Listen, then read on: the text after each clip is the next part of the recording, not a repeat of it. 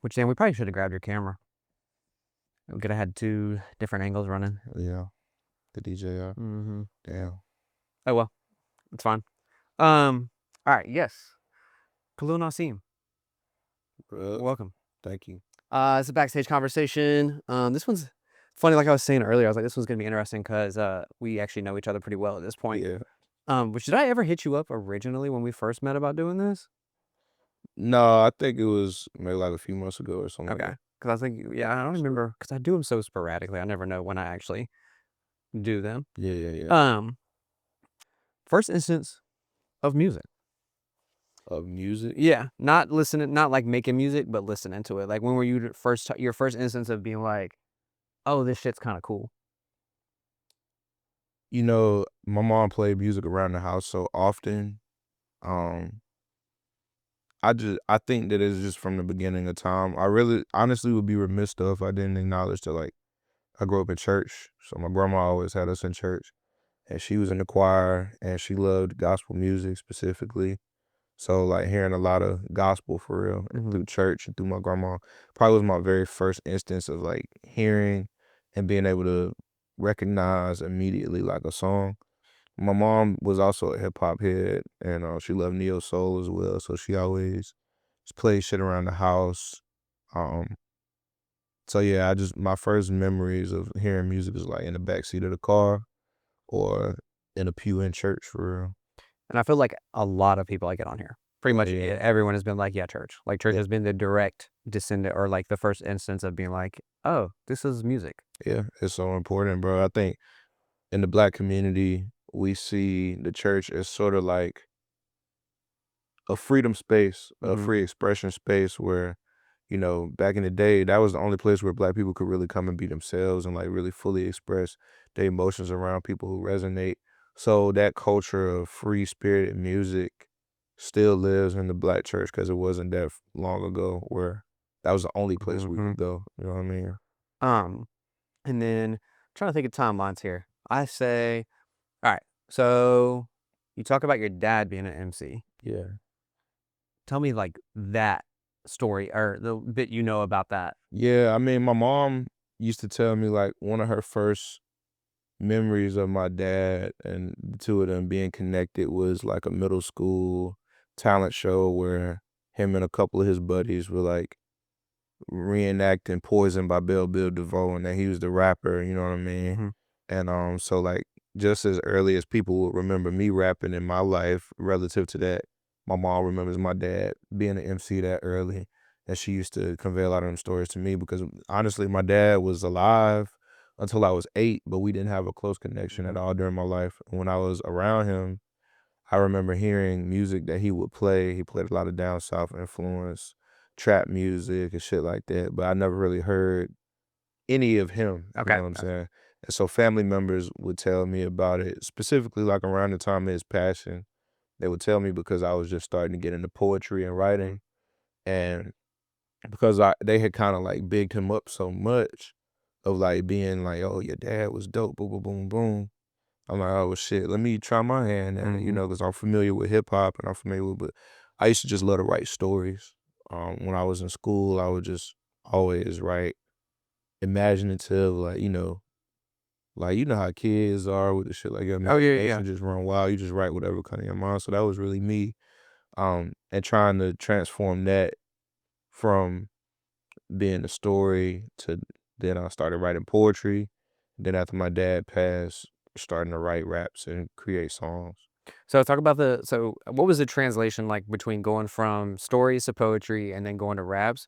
Like I feel a few people I've talked to, they talk about writing poetry first, which, is in the essence, the basis of a lot of rap initially. Yeah, And then you brought in the aspect of storytelling, yeah, which is also the basis hell for a yeah, lot of the original raps. hell yeah. So it's like, was there a noticeable like instance of like you're doing stories, you're like, oh, I should do poetry.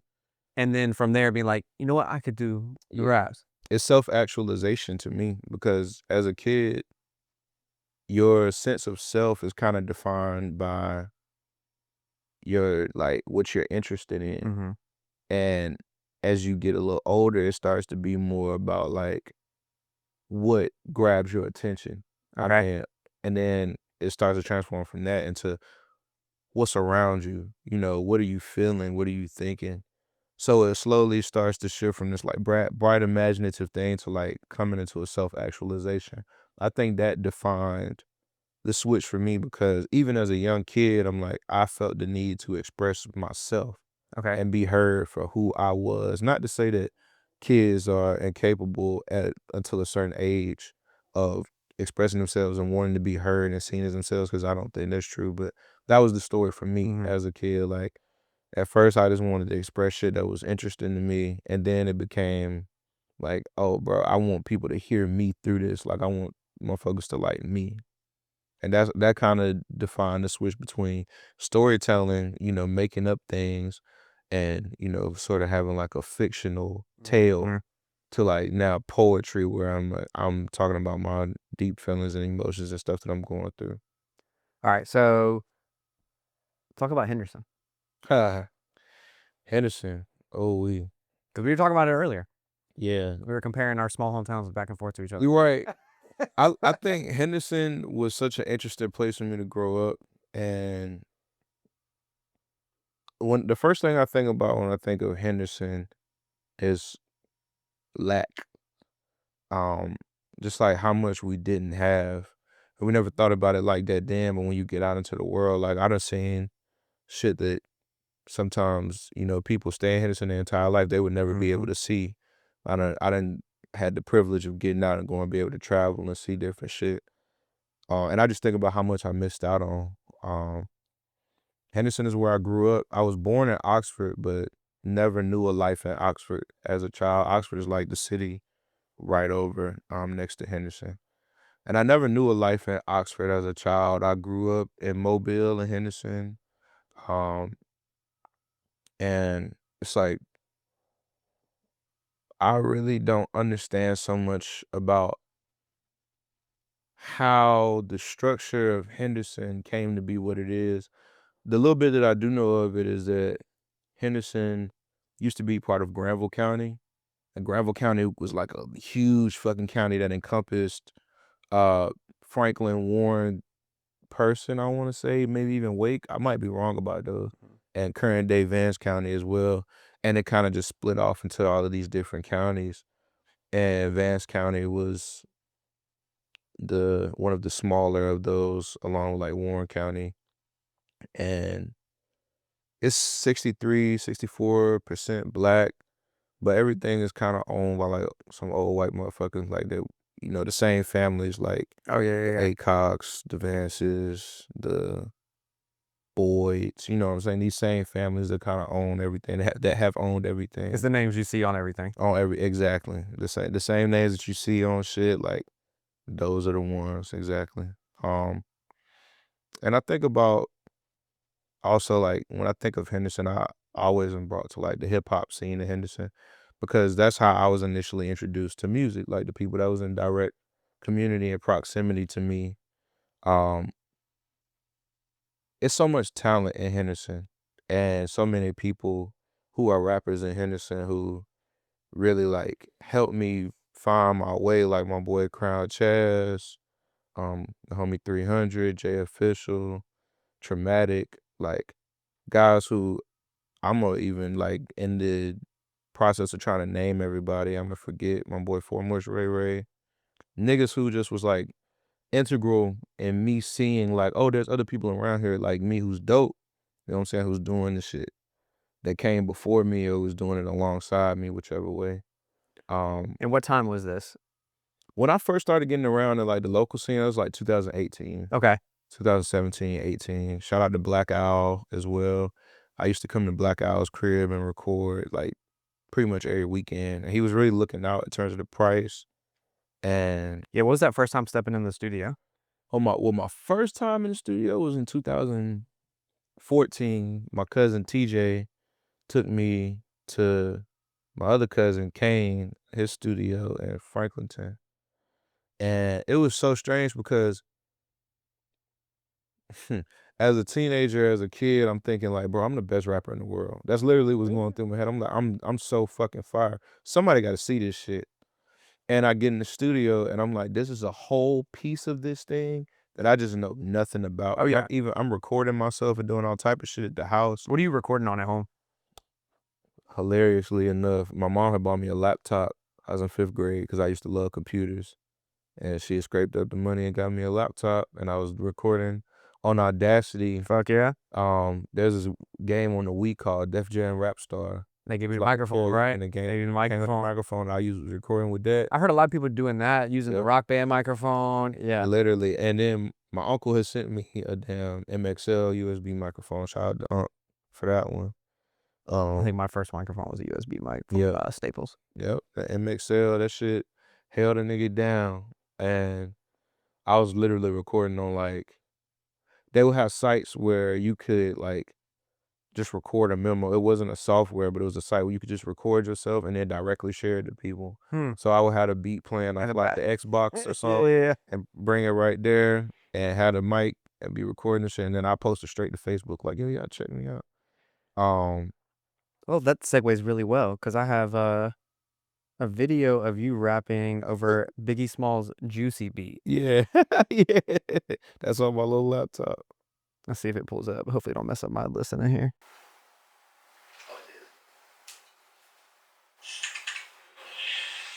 I'll put it on the screen for everybody soon.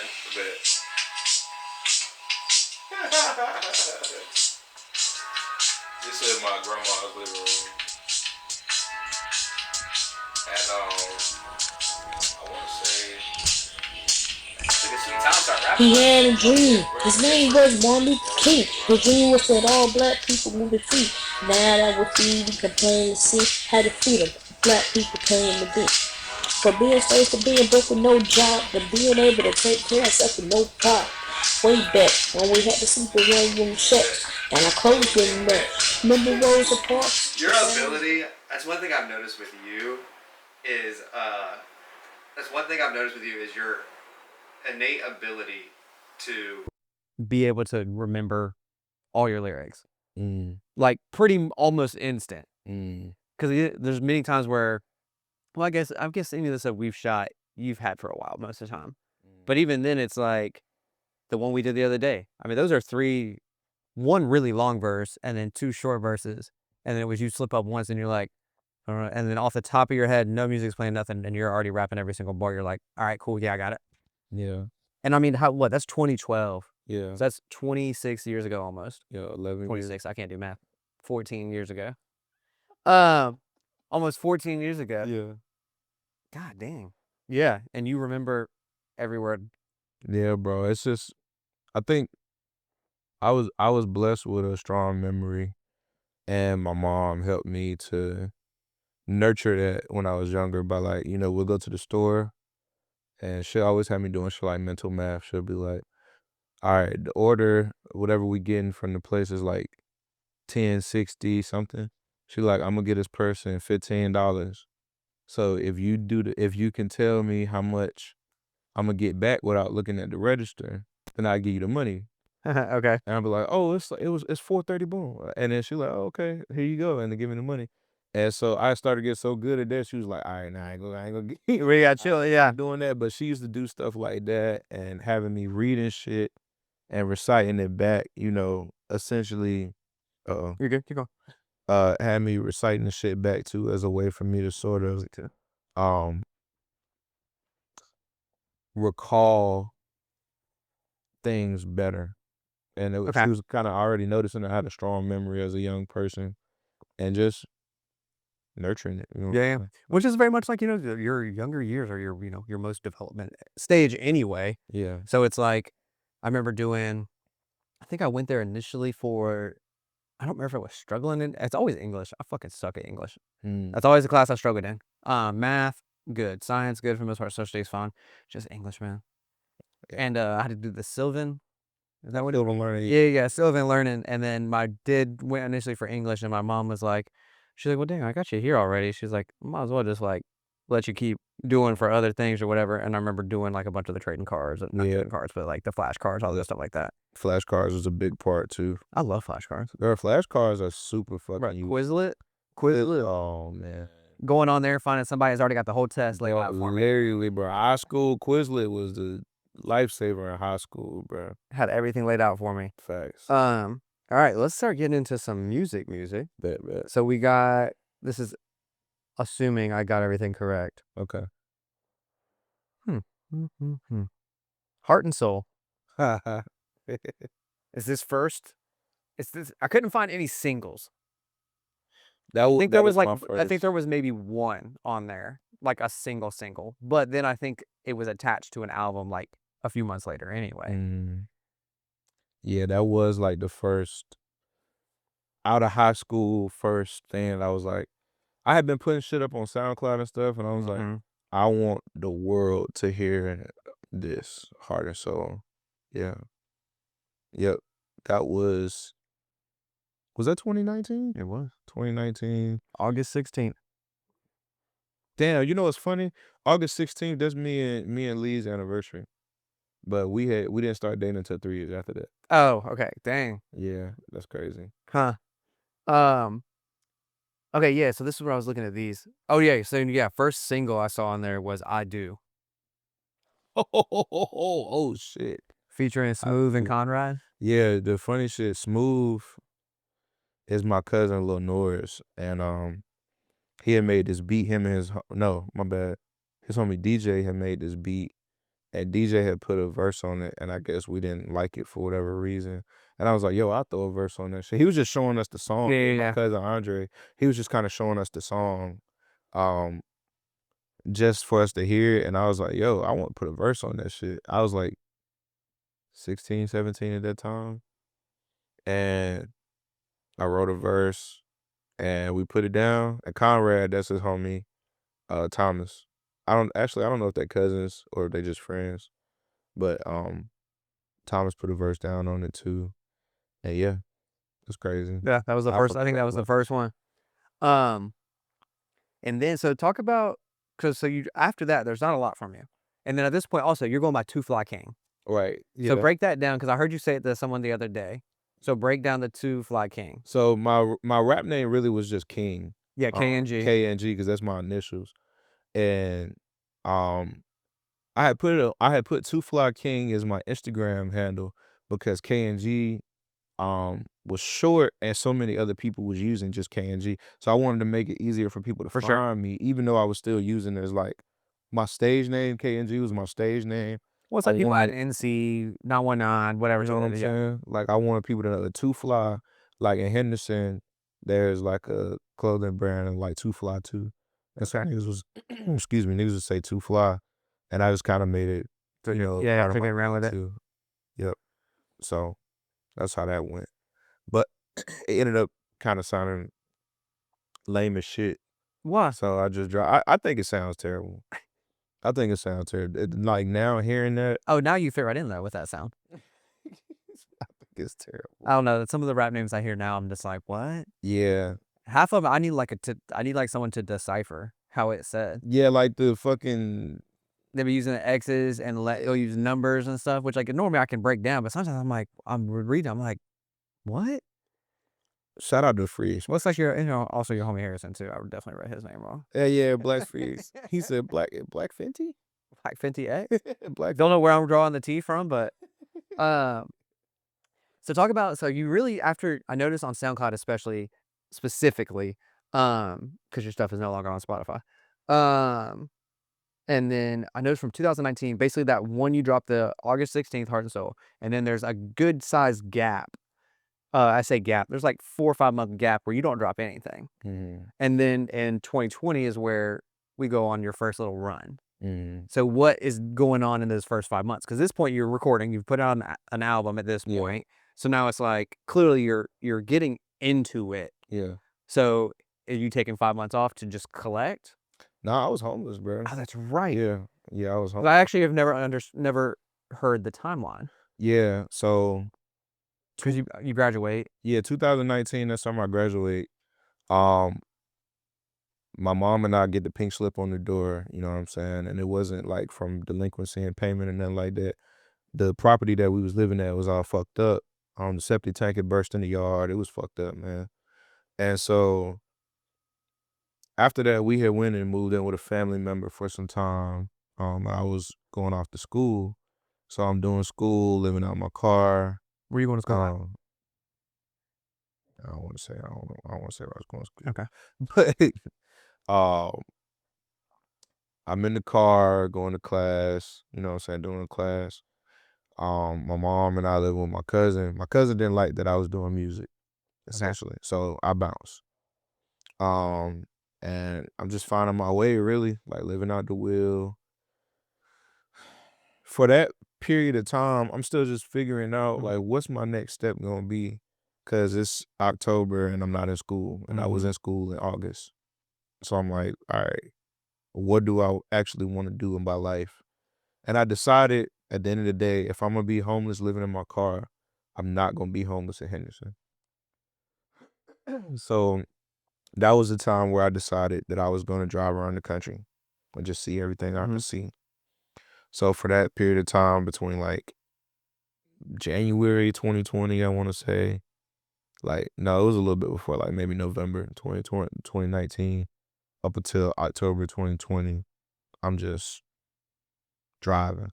Literally went to every state. I was still working online, like I was tutoring on Upswing, this program called Upswing, and I was with Vance Granville Community College doing tutoring online. And I would stop somewhere like a Wawa or a Sheetz or Love's or anywhere that had Wi-Fi Mhm. for real, even McDonald's or some shit like that, and just stop, do my work for like 5 hours, get something small, like damn soda or some fries or some shit if I was at a restaurant. Do my work for 5 hours, and then I just get in the car and do whatever the fuck I wanted to do. Sometimes that meant like recording on my phone. Sometimes that meant I would drive back to North Carolina and just see what everybody was up to. Sometimes I would just stay around wherever I was at and just discover, explore, talk to people, shit like that. What was your Like favorite that. favorite place? Favorite places that I drove to: New Orleans, Louisville. Kentucky? Yeah. Um, I like DC a lot. Did you stay primarily on the East Coast? I was Or like Eastern, I should say? Yeah, I was in the Midwest a little. Like I was always in Cincinnati. I Okay. always was in Cincinnati. If I was on the East Coast, I'd be like Northern Virginia, DC. That's why I spent a lot of time Northern Virginia and DC. Okay, so we're on the road basically. Yeah, Pretty much just, living on the road. yeah, You drop probably the most music you drop at that point. yeah. The first few Even to this months. day, probably. Yeah, yeah. That sounds about right. So you got January 2020. What you know? Remember? You remember what EP that is? For the Love EP. Yep. All right. So for the love, That Now for the Love EP, I recorded with Joel Venom at his crib. he just followed me today. Yeah, I recorded that with him. Um, and that was like me because it came out in January. I'm still like a lot in North Carolina before that time. So I'm Mhm. at his house. That summer of like 2019, I was at Venom's house like every fucking day, just making beats and recording. And even a little bit after that, like I'm at this nigga crib Mhm. all the time. Oh, one thing to talk about. Talk about the music in general, like instruments. Because where does that come into play, or is that just natural? In life, Yeah. yeah, I grew up like in the church again, Mm. so I was always hearing. I grew up in a traditional Baptist church, so there was no drums. It was just piano and organ, Mhm. and we didn't have an organ player, so it was just the piano. And I was always like with my grandma at choir rehearsal during the week, at church on Sundays, and I would just watch the piano player, and that made me interested just in music in general. Mhm. So the first instrument that I learned was the drums. I didn't well, First instrument that I fucked around with was the drums. My mama bought me a little drum set. I got a picture of me as a kid on Christmas with them. I'm cheesing with the sticks in my hand. She would play a CD on the CD player, and I would just play along with it. Then my granddaddy had bought me a guitar for Christmas because I had broke the drums. And my mom said she wasn't gonna buy no more. Yeah. My granddaddy had bought me a guitar for Christmas. She's probably thankful they broke. Yeah, yeah, because that's why they broke. Cause My granddaddy bought the guitar. I took lessons for a little while. They was expensive, and I just couldn't stick with it. And so I'm like, I was led back to the keyboard. My papa had bought me a small keyboard, probably was like this big. He bought me for Christmas, and I used to play around with it all the time. My mom had showed me songs on it and stuff. She had one song actually that she showed me, and she showed me how to play that song. And I played it basically every fucking day, and I was so interested. I asked my grandma straight up, like, yo, I want to learn how to play. She bought me a keyboard for Christmas when I was 10 years old. Mhm. And no, it's weird because it was 2011. I was 10, and then I turned 11 after Christmas because my birthday 2 days after Yeah. Christmas. Then it was 2012. That's why I got confused. But 2011, she bought me a keyboard, and after that, I started learning how to play. I had a teacher for a little while, but for the most part, I was self-taught too, and started playing in church around like 12 years old. I've been playing every Sunday since then. Mm. Yeah, I picked up the bass guitar just a little bit along the way. Yeah. I noticed you were playing that the other day. Yeah. All right. So back to 2020. We got Yeah. April 2020. You know what EP's next? EP, Pink Moon Yep. with Latone. Sure. Yeah, I didn't get specifics. There were like I said, dude, 2020, you had so many songs and so many EPs. I was like, I'm just gonna take the EP names. I was I was pulling up on the homie Turk for some time during that spring. Cause even though I was driving a lot, it would be periods of time where I'm like, I'm tired of being out. For sure. It was I COVID. about to say you were talking about being out in fucking first thing in the winter. So I'm like, Yeah, I was like, sometimes I would just be back and just be kicking it for real. And just sleeping on whoever couch I could or either in my back seat. But that EP, what car was this? 2017 Hyundai Sonata. The Sonata. Okay. Yep. A And lot of people with Sonatas. yeah, it's a terrible fucking car, bro. Me and Latone made that EP in one night. Damn. Okay. In one night. Yep. And that was another project going on at that time too. I want to say Sushi for Breakfast. That it wasn't my project. Oh, I was about to say, I was like, Nah, I used to be with a collective called Crown, Create Our Own. It was me, Crown Chaz, Joel Venom, 300, my homie Turk I'm talking about, Jay Official, Latone was in it at that time. A few more people who I'm immediately forgetting, but I still love y'all. And yeah, we just locked in and made that album. I want to say around this same time. I don't remember exactly what month, mm-hmm. but it was around the same time niggas was pulling up. And I was loving it because like nigga, I'm getting food free. I'm the youngest in the group. Okay, I was gonna say, So motherfuckers you're like stepping Baby out. Bro, basically. Yeah, Yeah. you know what I'm saying? Niggas looking out, not even knowing what all was going on, but looking out for real. I'm just pulling up and making music, eating, smoking weed. I was about to say, yeah, because you're still smoking back then. Hell yeah. Yeah, So, it was beautiful time. all right, so then we go to October 2020. Yeah, You Lost. Okay. That album is my I consider You Lost to be my first real attempt at a cohesive album. Okay. Yep. And same thing with this one. I was in the car with a lot of them writing. A lot of it, I was at Turk's house again, recording, locking in, making beats, writing with Latone on like literally, if you look, I think it's from song 7 or 6 to like 10 or 11. It's like featuring Latone, featuring Latone, featuring Latone. And we was just locked in at his crib for a long time on those. This is my first instance of collaborating with Nate. Okay. The homie Norm. This is Nate. Astro. Yep, Astro Nate. Nate was on track 5. Norm was on 2 tracks. I think track 4 and track 11. How do you meet them? There was Especially Nate. We both met at the same time. I met all 3 of them at the same time. There was an event at Playground Studios in Durham. I think it was in 2019. Yeah, it was in like late 2019 maybe, but there was a panel discussion, like Dreamville panel, Okay. like a community event, and they were there with a group that they was a part of, who I'm not gonna give no acknowledgement to. And I was there with Crown, Okay. and we sat down and well, I ain't gonna be like that. They were with a label called Callisto at this time. and Callisto was there, and I was in the building with Crown. So it was Nate only. It wasn't Norm. It was Nate and my homie V, and somebody else was there. And met them, linked up with them. Afterwards, they listened to my music that I had out at the time, Mm-hmm. and they were like, "Yo, you should link up with our homie Norm. Like, I think y'all make some dope shit." We went record shopping and met each other, and we locked in from there. So that's how we met initially. Okay, so I'm gonna backtrack a little bit here, just because the dates. Yeah. Talk about Highway. Highway. That's Is that your first video? no. This isn't my first video. This is my first time trying to make a hit song. Oh, okay. Yeah. And I was what that was, don't tell me, August 2019? Well, it could have been recorded. It was Sep released in November. November? Shat. Nah, it would have been October that we recorded that then. But it's kind of funny. You look back at that time, like any of the videos that's on my old YouTube channel on Two Fly King, I got the same outfit on in all of these videos. I ain't got no clothes.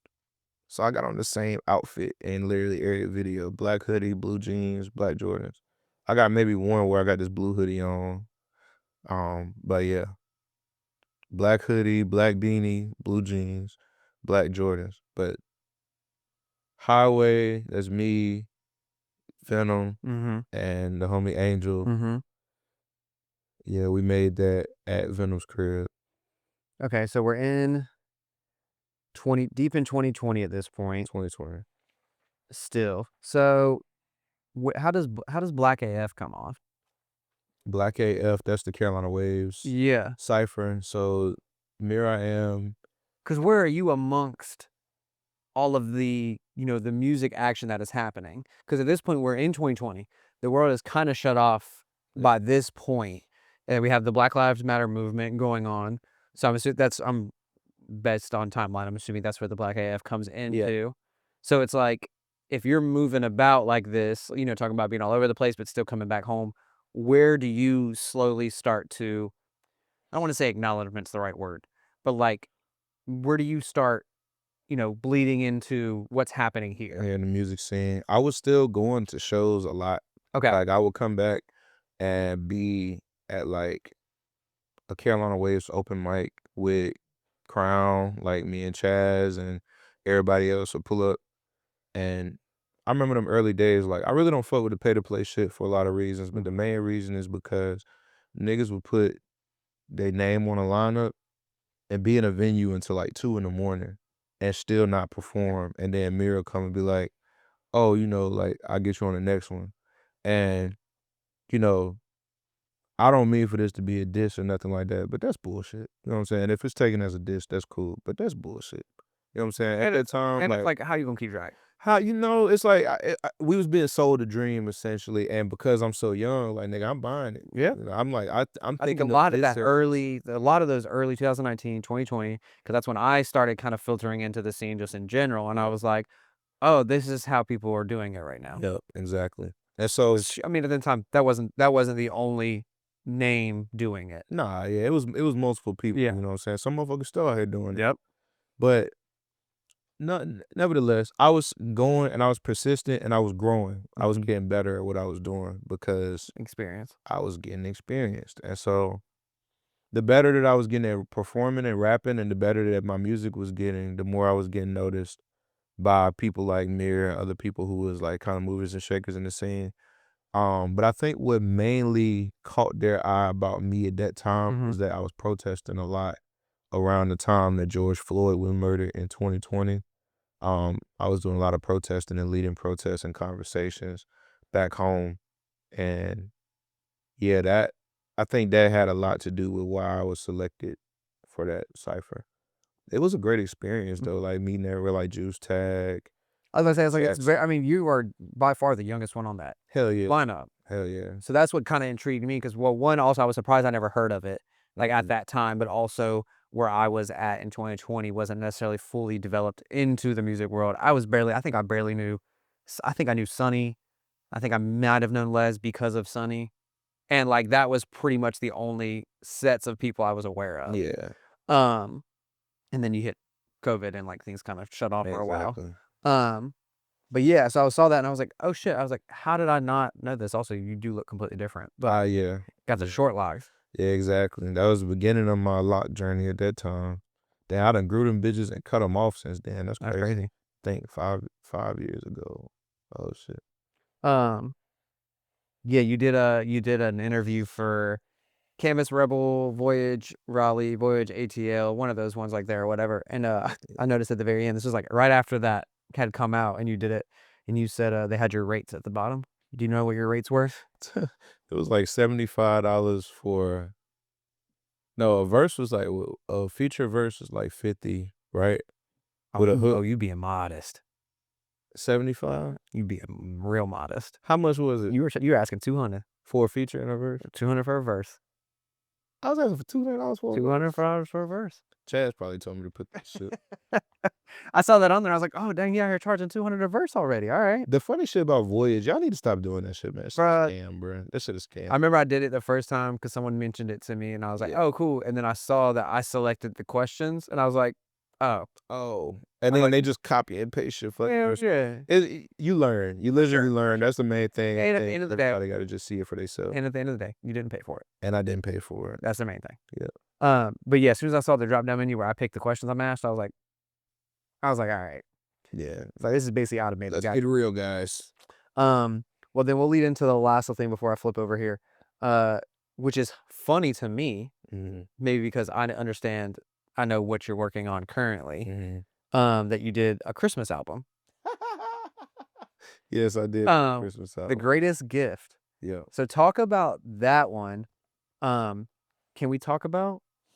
Hell yeah. Okay. Yeah. Good. All right, cool. I was hoping that would be the case. I didn't know how far. I figured we were pretty long with it. Yeah. So, what's your love for Christmas albums? I just love Christmas. Honestly, like growing up, I was born 2 days after Christmas. Fair. Christmas, I'm an extrovert, bro. So Christmas was the time where we just see everybody, and I'm like, Yeah, like a kid in candy store. Yeah, you're like, oh shit. Everybody's happy. Everybody is on high. And then as a kid, like you get gifts and shit. It's just a naturally reason to love Christmas. And I just always ended up loving, like, even with when I think about like. All right, we good. Even when I think about like the music, like how high spirited everything feels. Yes. It's like so happy. I listen to Christmas music right now. Just be like, jingle bell, jingle bell. It's such a happy, you know what I'm saying? No, it is. I do. I very much enjoy the atmosphere that Christmas brings. Yeah. Unless you work retail, then it sucks. Oh, bro, I worked at Cracker Barrel one year. Oh my god, on Christmas? Holy fuck, bro! I never heard so many country Christmas songs.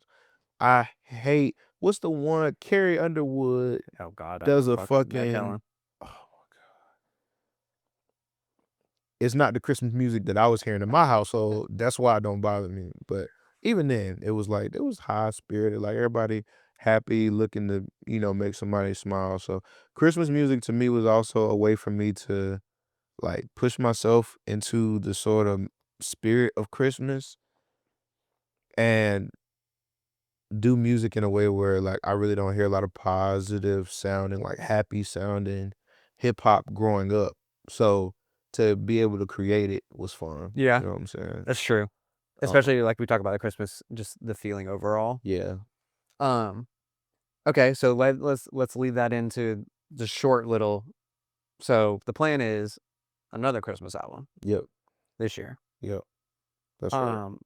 So talk about, because I went in because I was very curious. As soon as I saw it, and I saw it was a Christmas album, I was like, huh. So I went in and listened to it, and what to you makes it a Christmas album? Well, aside from time, the time frame is probably one of the bigger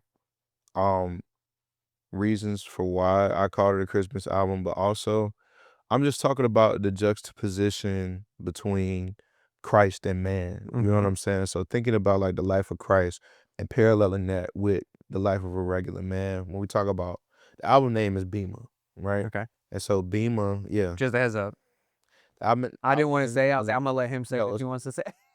yeah, the album name is Beamer. We're here to reveal. We heard it here first. And so Bema in Greek, Bema was the whole breakdown. All right. Yeah, Bema was in the ancient Greek Olympic Games, the seat where judges would sit at. They call it the Bema, and that's where you would be judged on whatever sport or activity that you took part in. And the Catholic Church and Christians during early 10th century, I think, took this parallel and used it for used it as a way to help represent Judgment Day to the people at that time who would have been able to relate with that connection. And so, yeah, Beamer is sometimes what they use when they talk about like Christ at Judgment Day. Like he would sit at the Beamer, he would judge you for your life, judge you for your sins. And this is just what I want to say, the underpinning, the sort of philosophical underpinning for the album. It's not a conceptual album all the way through. It's more like a thematic underpinning that I just kind of lean back on.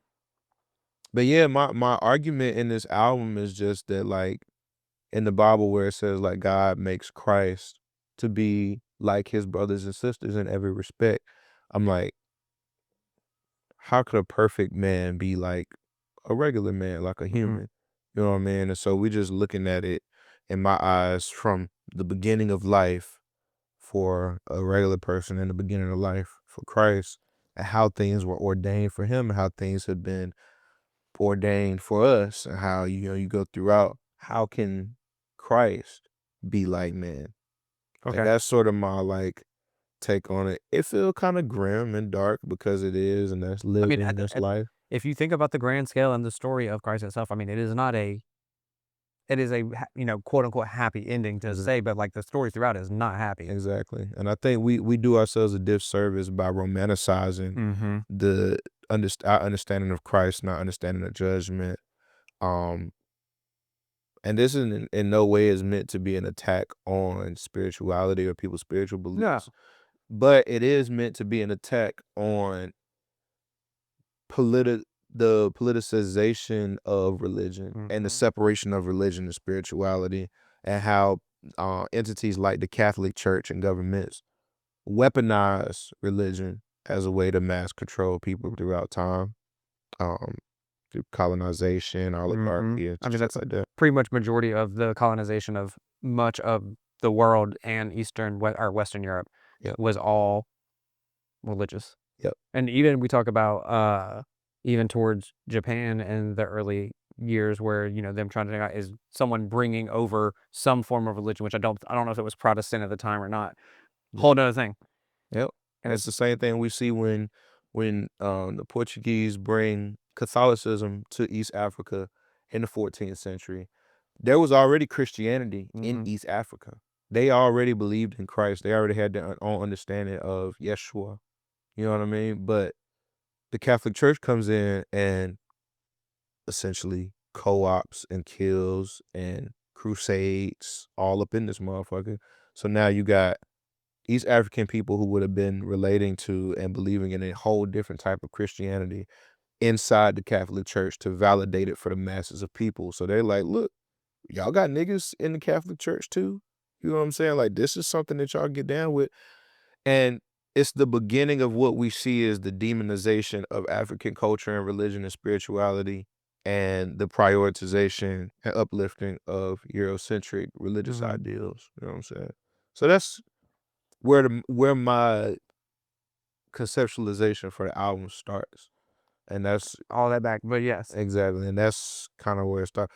That's how I kind of saw it as a Christmas album in the beginning. And now I'm just like, well, it's going to be Christmas. So Well, you think about Christmas directly. I mean, that is what Christmas essentially is. yeah. Is in, some form of relation. Most of us grew up with Christmas being coordinated with Christianity, a Christian religious of that sort like that. So the basis of Christmas, I mean, Saint Nick himself is. Yeah. But yeah, dang, that was good. That was a great description too. I'm glad we got that deep dive. Hell yeah. Because I tried to record it that one time when I think I still have it on my phone. I think I have it saved. Oh, for real? Yeah, when you were doing, I asked you Oh, shit. innately what was Bima and what it stood Yeah. for, and I was like slightly voice recording you. Yeah, and I'm still kind of getting. I was still at that time getting an understanding Oh, of what it was I'm trying to go for. It's early yeah, in this the is like process. August maybe. Yeah, and one thing I started doing, which I'm debating on whether or not to publish it at this current time, but I'm writing an essay on the use of religion from European colonizers in Africa and how that colonization and use of religion has traumatized Black people's view not only of Christianity, but just of spirituality and religion in general, and turning something that was cultural to an existential matter. You know what I'm saying? Okay. How it kind of transformed it. So I'm writing that right now. I'm not a scholar, and I recognize that, and I respect academia, but I think I enjoy reading from someone who actually, can acknowledge the fact that, this is not academia.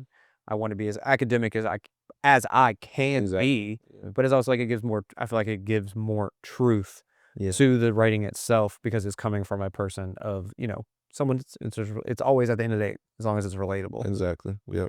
Um, trying to think, I don't want to switch up topics too much because I'm very much enjoying these topics from you. Yeah. Um, and also don't want to switch up timelines. All right, well, we'll guess we can get into this. So talk about the dissipation of Two Fly King into Khalil Nasim. Because this is around 2022. Yeah. Yeah. I think my first instance to dropping something that's Khalil Nasim was in 2021. It's no longer out for a few reasons, Okay. but so 2020, I'm still living on the road. Mm-hmm. I ended up moving in with my family in Chapel Hill. Okay. They took me in and allowed me to stay there, build my money up for some months. So I'm taking this time. I had just dropped the album. Like as soon as I moved in with them, I dropped the album like 2 weeks later. Which one? You Lost. Yes. Oh, okay. So it's still You 2020 get my at this timeline. time. Yeah. I'm getting my mind, body, soul shit together, trying to, On some holistic shit. on my holistic shit. Like I'm getting everything that I got that's all over the place. I'm like, let me consolidate. I ain't got that many clothes. I ain't got that many belongings. Let me just settle down and take a fucking chill pill. Mm-hmm. Right. Um, and I'm like, I'm an adult. I'm living on my own. I'm getting some help from my family. Let me start getting on the track to being fully independent. So I stayed with them from October of 2020 or September. It's kind of overlapping because I would come to their house so often that it was almost like I was living there. I just got sick of being on the road. Yeah. It was tiring and everybody was sick and shit. But somewhere around late September, early October, I moved in with them and I stayed there until February of 2021. And at that time, I had got my first apartment. Mm-hmm. So I'm 20 at this time. I got my first apartment back in Henderson, though, which is kind of like Yeah. Like you got it, but I'm independent and I'm living on my own. I'm back in an area where I'm familiar with, and I got a job at a law firm, and this was all ordained because this is where I meet my current partner, Ashley, at, and working at the law firm up until July, where I decide, like, hey, man, I got to get out to somewhere else. Henderson ain't it. So I moved to Raleigh, moved in with Nate and my homies V and Norm. And from there, I forget what the original, like why I started explaining this. name change. Name Dissipation change. of Two Fly King, Yeah. yeah. So during this whole time, like I'm getting on my own, I'm independent. I'm like, man, look, bro, get my spiritual, identity together and feeling more of who I really am. I want to be something in my music career, be somebody who I could be proud of at all times of my life. And I was like, from now on, I'm just going to go by my name. This is my name. I want people to hear me being as authentic and true to self as possible. And that was the beginning of that. The end of Two Fly King and the beginning of Khalil Nasim. And I think it sounds better too. No, I think Khalil Nasim, I thought it was a moniker Yeah. at first when I first met. Yeah. But yeah, because then we get Tired AF and What I Want. Yep. Is that like the first official Khalil Nasim release? It wasn't. I had a song out called Feel Away. And Yeah. Feel Away was like, it was weird. I just didn't like it. It felt like it was kind of, it wasn't me. Okay. It wasn't me, and It wasn't Khalil Nasim yet. right, exactly. I felt myself being a better produced artist, like I was rapping better, my beat sounded better. Mhm. Um, but I was in the song like we had double cups. I don't drink no fucking lean, man. You know what I'm saying? Like we had two Fly King double cups. They still tough. They still hard, and people who was there is real as fuck. They probably still got some. They still probably got the two Fly King double cups that my manager Cam made for me. Actually. But I didn't feel connected to it, and I didn't feel it was a proper start. So Okay. to Tired AF, what I want was like the official first release of Khalil Nasim. And then so when you start getting into, because you talk about being better produced, were you producing for yourself at this point, or okay? So when does that go into effect? Because I feel like when you first start doing music, it's very much YouTube beats, whatever you get what you can get, and then you're like, you know what, I'm gonna start doing this on my own. Was it very much when you got on the road? So I've been making beats since high school. I just wasn't great. I knew what I wanted and I wasn't great. And I was using like people around me beats, using some YouTube beats and using people around me beats, but um the more that I started producing for myself, the more I heard like I know exactly what I want to sound like. I'm spending hours looking on YouTube because I'm like I want to arrange this. Mm-hmm. I didn't have the technical wherewithal to do that yet, so I started sitting down and getting really like acquainted with software and shit like that. On the road, no, not really. It's more like that summer where I was first graduating between the time where I was going to school and about to be living on the road and when I graduated. Like I said, I was at Venom's house like every single day during that time. And it was really kind of like boot camp because I'm collaborating with him every fucking day on beats. And that carried over into me being on the road. Like sometimes I just stop being on my laptop making shit. Um, yeah.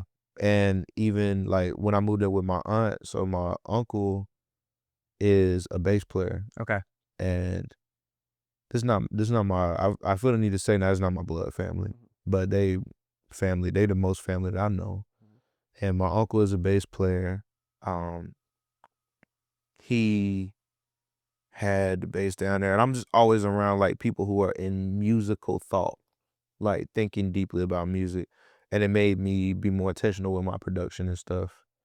And so I spent that time while I was living with my aunt and uncle to just become like a fire ass producer. I think that's really where I started to spread my wings as a producer and get good. Start incorporating more of my playing because I wasn't playing keys at all in my beats up to Okay. that point. But I really started to like sit down and play in my songs more at that time. So So talk about the production leading up to and your decision to do Club Sweater, club sweater with cardigan. because that's all production by you. Yep, So that, and I'm assuming that's your first full production only project. yep. That's the first project. Yep, that's true. That's the first. And currently it's the only project that Current. I have out that's fully produced by me. Um I think I want to say me and Cardigan met 2021 2. Okay. And shortly after we met, we really just clicked on some musical shit because we both rap producers, Mhm. producers and rappers. And Cardigan is so good, man. He's good as fuck. You'll send him something and he'll just send it back in like 20, 30 minutes. I swear to God. Like 20, 30 minutes. And so that was literally all that project was. I'm making beats. I'm like, I think Cardigan will like this. I send it to him and I'm sitting like playing, might be playing some music or something like that. And he sends me the song back. I'm like, I just sent you that. What the hell? That's literally how that project came to be. He's crazy, bro. Um, Trying to think, because I mean, we're getting very close to being with everything now. Yeah. So yeah, TDA. TDA. I know most people have probably heard the story Yeah. of TDA, where it got its name. Yep. Let's do short summary for the on new listeners you're gonna get from this. Yeah. So TDA, The Disappearing Act, is an album that I started actually when I moved into my first apartment. Okay. And it was me coming into like who I was as an artist and as a person, recognizing like all that I had been through in my life up to that point and seeing that I was at that stage where I could make a pivotal change. that would have a long-lasting effect on my life from there on out. It was initially called The Balancing Act. Shout out to Tab Warren because he has an album that's called Balancing Act that I think was dropped either 2020. It's somewhere between 2019 and 2021, but I hadn't heard it. I was fucking with Cooley High, but I didn't know that they was doing individual projects either. So I wasn't tapped into that, but it's just a funny coincidence because the show is tomorrow. Yeah. You know what I'm saying? This will be out. Yeah, this Well, will be out, but tomorrow. Tomorrow is the performance he made. Shout out to them too. That was just a blessing. But the Balancing Act was me recording my life and just hearing myself debrief about all of the shit that I had seen, all the shit I had been through. And because I was an idiot, and it wasn't my fault. It wasn't my fault that I was an idiot, but I was an idiot. I was saving all my music on my fucking laptop. One day I was trying to transfer everything because my computer kept running hot because everything is on my computer. My RAM is all fucked up. So I'm like, all right, let me transfer all this shit to a cloud drive so I could save some storage on my actual physical laptop. Didn't know nothing about hard drives, physical hard drives. Didn't know nothing about none of that type of shit. Yeah. So I'm trying to transfer all my shit to my iCloud. And my computer literally just cuts off in the middle of me doing that shit, trying to do an update. And when my computer cuts back on, everything I had ever made was gone. Everything that I ever made on that computer that I had saved was gone, including the album. And I'm like, oh fuck. Okay, now I want to quit. Yeah. And this is where you see me like for that time period just basically not dropping shit at all. Like Because that's like what, 2022-ish probably? yeah. Okay. And I'm just That's what we get the resurgence literally. and then the disappearance again. Yep. Okay. Exactly. And this is exactly what's happening. Yeah. I finally am like, okay, nigga, I'm gonna get a hard drive. I'm gonna, do the right thing. So I get a hard drive, but I bought a fucking Western Digital hard drive, which is terrible brand of hard drive for anybody. If you're just buying out, there's a reason they are only $100. Do not buy that fucking hard drive, bro. I got a busted one downstairs right now that don't work. Bro, the one that everything was deleted off of, it just is like a coaster now. I still have mine. Don't know why. Yeah, it ain't good for shit. I think my light still cuts on. That's hilarious. But nothing pops up. And that's how they are. I don't even remember what was wrong with mine, but it just corrupted all my files one day. And when mine just like turns on everything, but it will not register on any device. Fucking ridiculous. It just won't. It wouldn't. So I made a whole nother version of TDA basically. So we're on round 2. Yeah, round 2. I'm remaking shit and doing the right thing at this point, saving it to the drive and the WD drive, and it fucked up. And when like my files was corrupted, I couldn't open nothing. I was trying to see how much it cost, bro. It costs so much money to fix a hard drive. I guess it's more than the hard drive. It's a difficult thing to do, I guess, but I didn't have no money like that to pay for to get it, get all my shit recovered. Cause I hadn't spent no money making the music, so it didn't make no sense to spend money to save them, getting it back. And to save the music, I just make more music. So I go from that instance, and I'm like, yo, this shit doing a disappearing act at this point, and that was just the ongoing joke. Yeah. So the name is satirical. Basically is what I'm getting at. Like me and Nate made a joke about it, like, yo, this shit like a disappearing act at this point. And the new edition of TDA that everybody hears that's out now was created between October of 2024 and January of 2023. Okay, yeah. Damn, so it was only like, what, 4 months worth of music? Yeah, because some stuff was being remade. I remember you mentioned that. Yeah, some stuff was remade. Like the only things that was remade was Black Boy Cry Angels. Was a remake. Great one. Glad that one got remade. And I want to say that's it. And then everything else was just like everything else was between that 4-month period. And I'm literally going to the studio, making the beat and everything in the studio, like going like once a week. And a lot of shit didn't make it. Well, that's what, and I've as I've like watched some of the, bigger artists and stuff like that, I've realized that tends to be a recurring theme in the sense of like, especially for bigger artists who, they don't drop every year. They drop every, 3, 4, 5 years. Yeah. Isaiah Rashad mentioned that in something when he was doing his last press run for The House is Burning, where he was like, someone had said, "Oh, is this all the music from the last 5 years?" And he was like, "No." He said, "This is the music from like, this might be maybe the last year."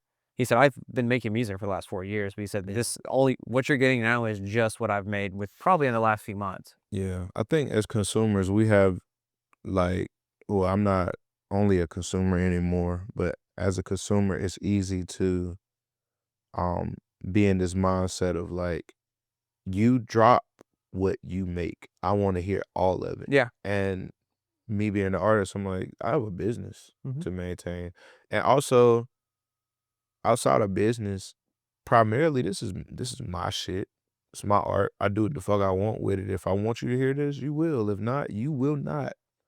You know what I mean? And that's just how it is. So I have a picture for this album where I'm like, I want it to be like this. I want to say this. I want these things to be included. When something doesn't fit that, I don't give a damn what happened to it after that. It's like I made it, and maybe I'll come back to it and drop it as a single, add it to another project. But I am more than what I make as an Yeah. artist. You know what I mean? That's the main thing I try to remind myself. And that's what, as consumers, people have to keep in mind. Like, an artist is not defined by what they make. Mm. The art is defined by the person who makes it.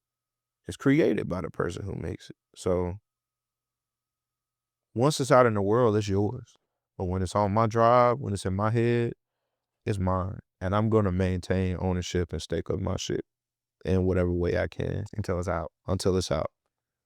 If I want to. Oh, all right. So we're gonna keep going because I want to reset here before we get to this new stuff. Yeah. All right, we good. All right. So we get TDA, Yep. but before the release, we get Call Cuz and Digits. Yep. So what makes you? Because you've always not striked me as a single person. Mm-mm. So what makes you drop those singles Neither one of them was supposed to be on TDA. at all? Yeah. Okay. neither one of them was Which supposed to even be. more so, even more Yeah. singles. And I guess I could say then those are two songs that made it to TDA that weren't made between October and February. Okay. October 24 and February 2025. Call Cuz, I dropped it as a single because I liked it too much to not drop it. And then you knew the project was coming, so you're like, Exactly. okay. And then Digits, I thought that, because I made it and it was so hot, like, damn, bro, niggas gotta hear this shit. I'm put this bitch out. And then if you were in Raleigh, because when do you drop that? October 19th, 2025, 2024. 2024. If you're in Raleigh around October, November, you heard the song. Yeah. And you knew it probably before Christmas came around. For sure. Hell yeah. Which is funny because we talked about that now. Actually, good conversation. Are we playing that tomorrow? I don't know. I haven't figured out my Okay. set. I was like, This is one thing I don't be telling people a lot because it It's sounds cheapest. unprofessional. Nate got all my performance tracks. and it'd be so, you know different what I if it mean? was if you were going in somewhere and there's a set DJ who's already supposed to be there, you're supposed to send music to. Nate has your stuff Nate ready. got it. You don't even need to tell him what. It's just a matter of, hey, we're doing it in this order. And I practice everything. So I'm not just practicing like the songs that I'm gonna do. I Mhm. practice songs that I haven't done. I practice songs that if I performed it in the last 5-6 months, I'm probably going to practice it again. Mhm. So I don't know. I think I maybe should perform it tomorrow just because I'm gonna be in Raleigh and people coming out to see me, they want to hear me do my best music. But I don't know. I also want to be on some backpack shit tomorrow. I'm with Oh, really? I mean, I'm with Tad Warren, one of the last great whites. You know what I'm saying? So try to do my thing. Just trying to think. So, how do you feel after TVA finally releases? Because we talk about the release party. Is that what you expected for the release party? No. No? I didn't expect Because any of this shit, man. that is my first real, not introduction to you necessarily, but like that is my first like, oh shit. Like meaningful encounter with Yeah, because at this point we're working on James's project. Yeah. And James's project is done at this point. And I remember that was one of the first instances of in the past, the months before that, yada yada, where me, Aaron, and James looked at each other and were like, damn, we might need to step it up. Mm. And it had not really felt that way in a while within the scene, but that was the first time where we left somewhere being like, oh shit, we need to work harder. Mm. And not in like, we didn't do enough. It was oh shit, there's actually Motivation. good shit out here. We need to go harder. Yeah. Which, like I said, was something that we hadn't quite felt in a while. Yeah. Yeah, bro. I'm inspired by how much people have been inspired by the album, honestly, because in making it, I recognized that there was so much that I didn't address when I was first making the balancing act. That I finally got older and was able to process. So it felt like, I don't mean to be idealist at all, but it felt like divine timing almost. Like the the the right music was waiting on me to make it. Um, and yeah, the release party, that was like a victory lap for all the work that we had done. Like, All the, you know what I'm saying? all the All of the missed hard drives, all of everything, bro. Really shout out to Nate first and foremost, because there's somebody, I was bugging this nigga like years on years of me just being like, oh, I don't know, bro. I don't know. He's like, bro, what the fuck is wrong with you? And it came together. Nate, I'm joking, obviously. Nate is like a great person. Oh yeah. Seeing it all come together, being right there and having everybody on stage who meant something to this movement in the way that they did. It's like, bro, we here, victory lap. Like Eric and Dylan, we spent hours on hours, like arguing, fighting, figuring each other out, for the sake of this music getting done, and it came out beautifully, bro. Niggas like my girl brought me some flowers, bro. People was asking for the posters signed and shit. I'm like, damn, yeah, I noticed that. I'm like, damn, bro, you want me to sign your poster? That's crazy. Like, I never even thought of no shit like that. Yeah, the release party was crazy, and then after, I feel like, I mean, you talk about the run you went on after. You talk about, I mean, I threw that show in May and I was mad because I was like, yo, I got this guy on my lineup, but he doing a show every week, if not 2 shows every week. Cause you had hit me and you were like, yo, hey man, like, by the way, I'm doing a few shows. I was like, oh yeah, like, it's cool, like, it is what it is. And then I remember being like, every time I get on Instagram, be like, damn, Khalil doing another show. I was like, all right. I needed that, like, that push of shows to let me know that it was real, that people was actually liking the music. It also helped me develop more professionalism in the way that I move with myself and with the people around me. Yeah, April was jam-packed, bro. April was jam fucking packed. Like, I remember in even May, like, I had May 3rd, Deviants threw a show. Then your show was May 10th. And I want to say I had a May 24th. I hate that I'm forgetting, but it was just so many I mean, yeah. shows. And we talk about, May 10th in my head is just the one I have because, that's the one we planned for. Probably planned it 3 months worth and then 2 months after announcement and then just letting it run. But, yeah, you had shows every weekend. Yeah, bro. And it was a good feeling, though. It was a good feeling, like, being able to have people encounter with this music in the same way that I do, like, every night. Well, we talk about too, it's like, we do a lot of, it's like we look at it, anytime people release a lot of stuff now where it's like, oh, we need it to be this, we need it to be that, where it's like, yeah, but we're not on that time. Right. As artists in our, respective tier currently, it's like, shit's not going to work like that. It's like, people do press tours now for albums. Yeah. We don't need to do a press tour. We don't need to do a press tour. But doing where we're in front of new people every 3-4 nights, that is our press tour. Yep. It's a lot more work, but it's our press tour. That's what's necessary. It's like, you don't do what you can, you do what it takes. Yes. And it's a matter of, you have to be in front of these people as tiring as it gets, but it's like, like we talked about, those small intimate performances are what is going to bring the biggest fans and what's going to make people the biggest fans. Yep.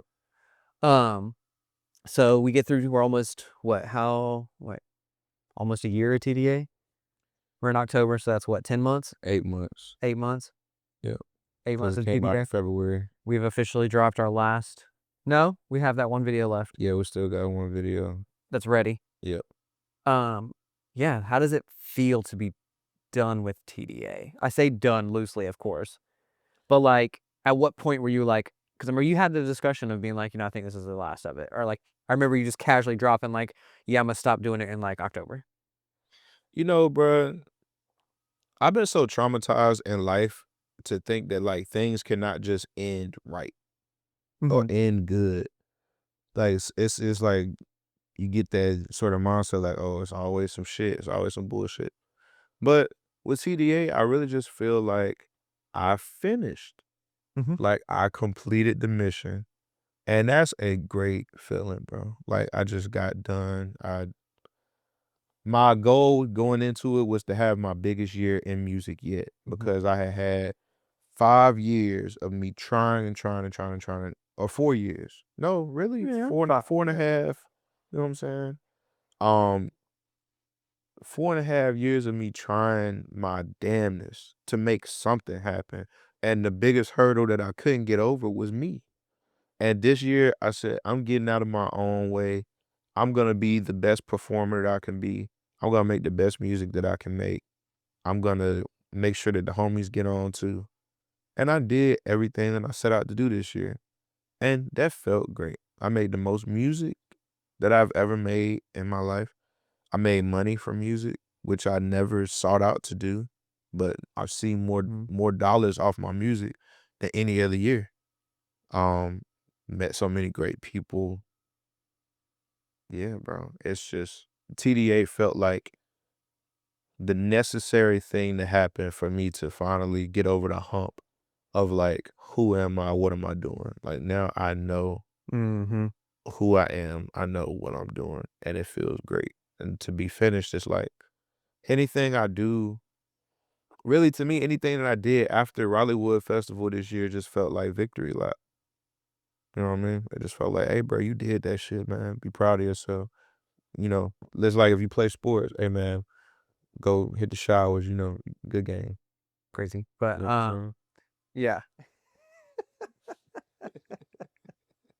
Um, yeah. I mean, I feel like that's where I feel like that timeline that says about. I mean, that's it for where we're at now as far as that. Talk a little bit. I know we already talked about Bema coming up. Yep. You want to talk about the kind of the hand you have in some other things coming up? You don't have to release anything. Yeah, no, I mean, I'm working with James Soleil on his next project. The homegirl I knew, we working on her shit, I'm ready for that one. working She on needs. that. Yeah, she's going ham. Yalik, working on Yalik's project. My homie Dante Allen, been working with him, getting some singles. And then is Dante on? Is that Black Boy Cry? Yeah, on Okay. Angels, yep. Yeah, he's on the singing bridge. Yeah. Yep, that's Dante. Um, yeah, my goal, man, I wanna show people that what we already know, but just continue to exemplify that hip hop is great and can be great, and that we shouldn't box in what a hip hop artist is able to do. Because sometimes people are very artistically inclined, very talented, and they get to feeling like hip hop is a box that they exist within. Mm-hmm. You know what I'm saying? It's like, bro, hip hop is broad, hip hop is great, it's elegant, it's rugged, it's happy, it's sad, it's everything, it's life.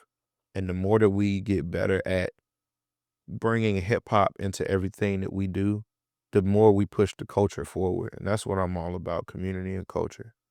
And hip hop has saved my life, saved so many people's lives. I want to just continue to be the greatest hip hop artist that I can be through my own music, through collaboration, through community, everything.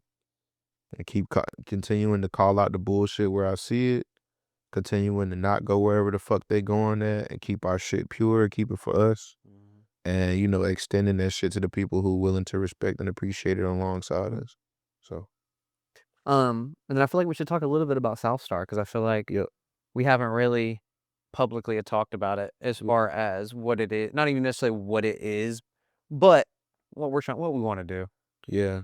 And this is not to say like not go into detail, shit like Right. that, but it's just like You started this. You hit Yeah. me up. Yeah. South Star's it's a production label, man. To me, the biggest lesson that I've learned in music is that nobody can do this shit by themselves. Mhm. It don't matter who you are. So having that team of people behind you who are not just willing to put on the t-shirt, throw on the brand, wear it, where that could be important for some people, but to me, the real nitty-gritty of, like, bringing a product together and maintaining ownership and control from a business standpoint in this industry that's really crashing and burning, like, carving our own lane out for us, where we ensure the success and quality of our own product and our own careers. That's what Southstar is. We maintain our product at the forefront, maintain our careers and our product at the forefront. And also feel like what you talked about, you mentioned earlier about, being a hip hop artist and, being felt like it's easily to be put into this, box of hip hop Yep. in the sense of like what we've already done kind of over there where at South Star, we have people who can pick up a camera. We have people who can do production. Damn near everyone on the label does production. Yeah. And it's just like, giving a group of people the creative space and avenue to just fucking help Yep. where they want to help. Yep. Yeah. I wholeheartedly agree with that. I think so many people talented in ways where you would limit yourself to like, we have as independent artists, sometimes we have a misconception. I'm guilty of this. Mm-hmm. That like, oh, when I get on, I'm gonna have somebody do that shit, man. I don't want to do it, bro. Hey, bro, you take the picture for me, bro. I don't want to do that. Oh, I ain't gonna have to email people no more. I ain't gonna have to. That shit is just not fucking true, bro. It's not the reality that we live in. You're gonna have to be willing to put your hands on shit all the time. And if you want shit Hey, done, that you want no way to, you want you you going better put your goddamn and not let nobody have full control of it either. Like you want to maintain control. You want to maintain that work ethic that pushes you to do the best job that you can for your stuff. And yeah, to me, like the people in South Star, um, everybody is like you said, if we was in a venue and it was dirty, everybody picking up a broom. If somebody need a video shot, need pictures taken, you need a bio written up, you know, it's not just like we got a guy for that. We got a guy for that. We're gonna let it off. Everybody is willing to lead in what they specialize in and help out where they can and make the most out of these products, make the most out of this music and keep the art and the artistic integrity, you know, strong, never compromising on that front. But it's business and we have to maintain ownership and control of our business. and I think one of my other favorite parts of South Star that helped us is like I feel like it puts all of us accountable. Yep. Yeah, bro. Cause from the beginning, from where I started, I'm like, hey man, there's no more breaks. There's no more stop and don't do it. This is a career. Yeah. I wake up at 8 o'clock in the morning, from 8 to like midnight. I'm at it. I might take a break, eat, talk to some people while I'm working. I read for 30 minutes in the morning, 30 minutes at night. But for the most part, it's music. I'm music minded all day. So to have this thing going on in my head of like, hey, bro, it don't matter. You can't stop. You No, can't take a there are too no much breaks. weighing on this shit. And that's like a thing, and I feel like a lot of people are, not necessarily getting the grasp of, but it's like slowly becoming because there's levels to being like, you drop every week. It gets, there's a level to doing it in the sense of like you can't stop, Yeah. and there's also not and doing it to the brink of exhaustion. Because it's like there's ways to set yourself up by also having a great group around you, Yeah. where it's like you can dip your hand into something while still maintaining creative Right. energy. Because I feel like it's another thing so easy to get burnout creatively when, especially if you work on something for a long time, it doesn't come out necessarily how you want it, and you're like, oh, great, I did all that work and now I have nothing. Yeah. But you can filter it into another avenue, something else, and I feel like that's another thing where a lot of people don't have not even ever don't have, but don't know where to start when it comes to creating or finding a new means of access to creativity. Because I feel like a lot of artists are like, oh, I have to write, I have to rap. Yeah. That's it. That's all I have. I can't do anything else. Yeah. When it's like you can, you just haven't picked It's out so much more to do. so That's much what- more. So much more to do. Like the registering, like Cam just sent me the shit about the copywriting, you know, Mhm. copyright and everything. It's important, especially now we in this age where we don't know what the fuck is about to happen with streaming. You got to have control of your shit legally as much as you can. Like, keep a grip on that shit as much as you can.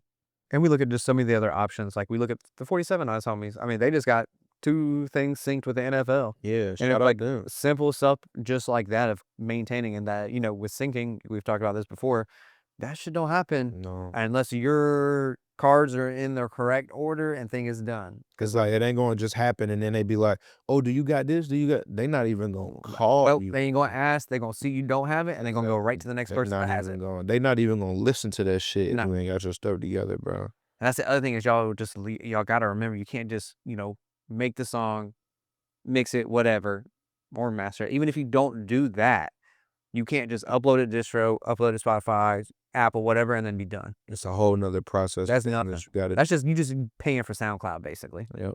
Yep. That's really what it is. You just paying for everybody to be able to hear it and make money off of it. And someone still has the complete right to take it. They can make it all over again. Just like DistroKid, bro. Everybody like when you sign a DistroKid, yeah, you get 100% of the royalties. At first. If you ain't got that shit on BMI and sign up to, bro, imagine how much money they collecting off your shit.